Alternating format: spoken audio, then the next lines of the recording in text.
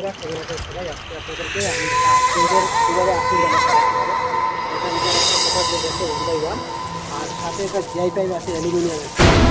আমরা যখন আর্থিংটা বানাবো তখন অ্যালুমিনিয়াম পাইপের সাথে এই কপার যখন লাগাবে তখন কপার ট্রান্সফার নিয়ে আসবে। আমরা যদি অ্যালুমিনিয়াম নিয়ে আসে তখন আর্থিংটা ভালোভাবে আসবে না। এটা ধ্যান রাখতে হবে যারা ইলেকট্রিক্যাল কাজ করছে এরকম 100%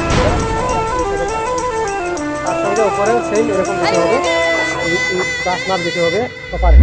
আর উপরের এই যেটা আমরা লাগাই এটার নাম হলো যে ফোলিন। অনেক ভাই আমি দেখছি দেশপাড়াতে যারা ইলেকট্রিক্যাল কাজ করি এই জিনিসটাকে পাইপটা খুলে রেখেছি।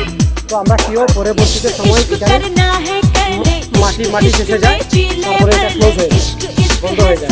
তো যার জন্য আমরা কী করবো, আমরা যখন এই ধরনের আর্থিং বাড়িতে বা কারো জায়গায় কোনো জায়গায় বানাবো তখন কী করবো, এখানে জল ঢালার ব্যবস্থা রেখে দেবো। এখানে ফোন লাগিয়ে দিয়েছি, এই জায়গায় যদি আমরা জল ঢালি তো পুরো এই আর্থিংয়ের নিচে তো আসবে। इश्क ही तो जिंदगी है, इश्क ही तो हर खुशी है, इश्क में खुद को भुला के छू।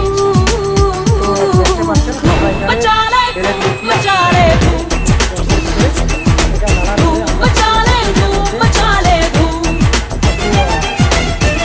मचा ले मचा ले मचा ले मचा ले।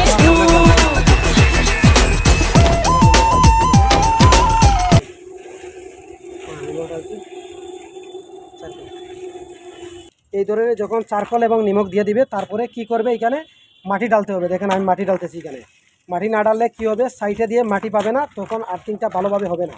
যখন আপনারা করবেন সাইডে মাটিও দেবেন। এখন আমি দেখেন এখানে মাটি ডালতেছি, তারপরে আবার চারকোল দেবো, তারপরে আবার নিমক দেবো। এরকম আর্থিং বানায়। আপনারা আমার এই আর্থিংটা কীরকম বানায় জেনে গেছেন। আর আমার সাথে যুক্ত থাকবেন, ভালো থাকবেন, সুস্থ থাকবেন, আমার জন্য দোয়া করবেন। ধন্যবাদ।